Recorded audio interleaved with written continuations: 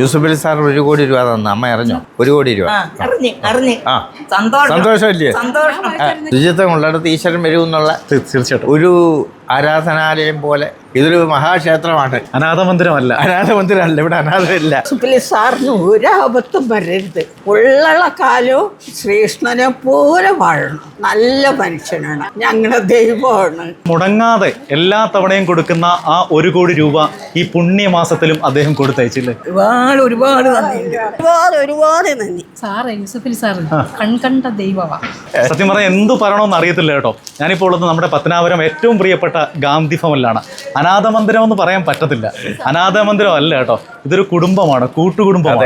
നമ്മുടെ ഏറ്റവും പ്രിയപ്പെട്ട യൂസഫ് അലി സാറ് എല്ലാ വർഷവും കൊടുക്കുന്ന റമദാൻ സമ്മാനം, ഇത്തവണയും മുടങ്ങാതെ ആ റംസാൻ സമ്മാനം ഇവിടുത്തെ അമ്മമാരെ തേടിയത്. ഇതൊന്നും നമ്മൾ ആവശ്യപ്പെട്ടില്ല, അതെ, ആവശ്യപ്പെടാതെയാണ് ആ മനുഷ്യൻ ഗാന്ധി ഭവനിലേക്ക് 1 കോടി രൂപ. അദ്ദേഹത്തിന്റെ പ്രത്യേകത, അദ്ദേഹം ഒരു വാക്ക് പറഞ്ഞതാ പിന്നെ നടക്കുക, അല്ലാതെ നമ്മൾ കാത്തിരിക്കുകയോ പിന്നെ പോയി ബന്ധപ്പെടുകയോ ഒന്നും വേണ്ട. അതായത് മുടങ്ങാതെ എല്ലാ തവണയും കൊടുക്കുന്ന ആ 1 കോടി രൂപ ഈ പുണ്യമാസത്തിലും അദ്ദേഹം കൊടുത്തയച്ചില്ലേ? ഇവിടുത്തെ അന്തേവാസികൾക്ക് ഭക്ഷണം കൊടുക്കാനും മരുന്നുകൾക്കുമായി വലിയ ബുദ്ധിമുട്ട് അനുഭവിക്കുമ്പോഴാണ് ദൈവത്തെ പോലെ ആ മനുഷ്യന്റെ കാരുണ്യം എത്തുന്നത്. എത്ര നന്ദി പറഞ്ഞാലും പറ്റത്തില്ല. അമ്മമാരൊക്കെ പ്രാർത്ഥിക്കുവാണ് നമ്മുടെ ഏറ്റവും പ്രിയപ്പെട്ട യൂസഫ് അലി സാറിന് വേണ്ടിയിട്ട്. നമുക്കും അതേ ഉള്ളൂ, ആ മനുഷ്യൻ ദീർഘായുസ് കൊടുക്കണമെന്ന് മാത്രമേ നമുക്കും പ്രാർത്ഥിക്കാനൂ. നല്ല മനുഷ്യന് വേണ്ടി ഞങ്ങളും പ്രാർത്ഥിക്കുകയാണ്. എന്തായാലും നമുക്ക് കൂടുതൽ കാര്യങ്ങളൊക്കെ ഏറ്റവും പ്രിയപ്പെട്ട സോമരായ സാറിനോടും ഇവിടുത്തെ അമ്മമാരോടൊക്കെ ചോദിച്ചറിയാം. അപ്പോൾ യൂസഫ് അലി സാർ ഇന്നലെ 1 കോടി രൂപ ഇവിടെ കൊടുത്തയച്ചു. അതായത് 100 ലക്ഷം രൂപ.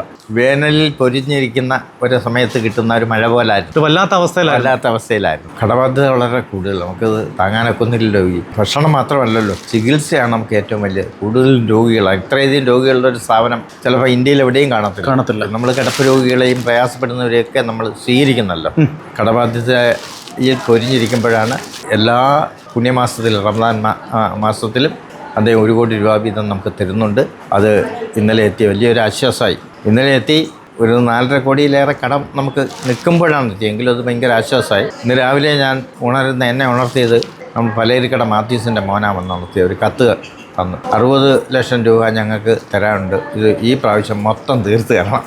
പലചരക്കട മാത്രം ഗ്യാസ് കടയുണ്ട് 30 ലക്ഷം, അങ്ങനെ മലക്കറി കട എല്ലാം കൂടെ ഉണ്ട്. എങ്കിലും ആശ്വാസമായി ഈ 1 കോടി രൂപ. എവിടെ നല്ല പ്രവർത്തനം നടക്കുന്നോ അത് അന്വേഷിച്ചറിഞ്ഞിട്ട് അവിടെ അദ്ദേഹം ചെന്ന് കണ്ട്, അല്ലെങ്കിൽ അദ്ദേഹം ആളുകളെ വിട്ട് അവരെ സഹായിക്കുന്നു. കൃത്യമായി സഹായിക്കേണ്ട ഇടത്ത് അദ്ദേഹം സഹായിക്കുന്നതാണ്. അത് വലിയൊരു സംരംഭമില്ലേ. തന്നെയല്ല, അദ്ദേഹം ഈ കഴിഞ്ഞ ദിവസമല്ലേ ദുബൈയിലെ 371 കോടി രൂപ കുഞ്ഞുങ്ങൾക്ക് വേണ്ടി, അനാഥരാകാതിരിക്കാൻ വേണ്ടി, അനാഥരാകുന്നവർക്ക് ഭക്ഷണം കൊടുക്കാൻ വേണ്ടി 371 കോടി രൂപ അദ്ദേഹം കൊടുത്തു എന്ന് പറയുമ്പോൾ, അപ്പോൾ അദ്ദേഹത്തിനെ സംബന്ധിച്ച് കേരളവും ഇന്ത്യയും അദ്ദേഹത്തിൻ്റെ സ്വന്തം നാടാണ്.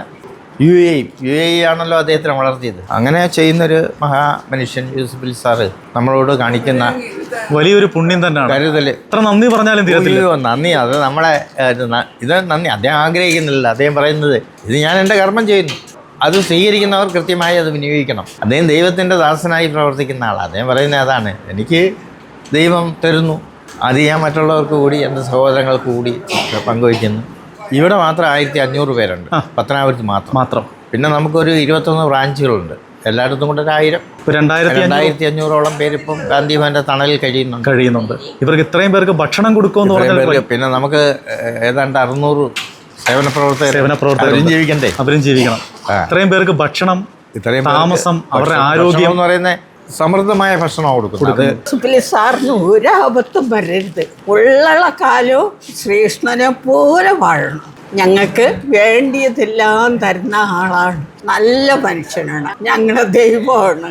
ഒരിക്കലും ആ മനുഷ്യൻ ആപത്തും വരാതെ ഞങ്ങളെ കാക്കണേന്ന് ഞങ്ങൾ പ്രാർത്ഥിക്കും. നമസ്തേ നമസ്തേ നമസ്തേ നമസ്തേ നമസ്തേ നമസ്തേ നമസ്തേ നമസ്തേ. സിസ്റ്റർ, ഈ അമ്മയ്ക്കൊരു വാക്കർ പുതിയത് നാളെ ഉച്ചയ്ക്ക് മുമ്പ് കൊടുക്കണം കേട്ടോ. ഈ അമ്മയുടെ വാക്കറിന് കുഴപ്പമില്ല, ഇതുകൊണ്ട് ഇത് മാറി.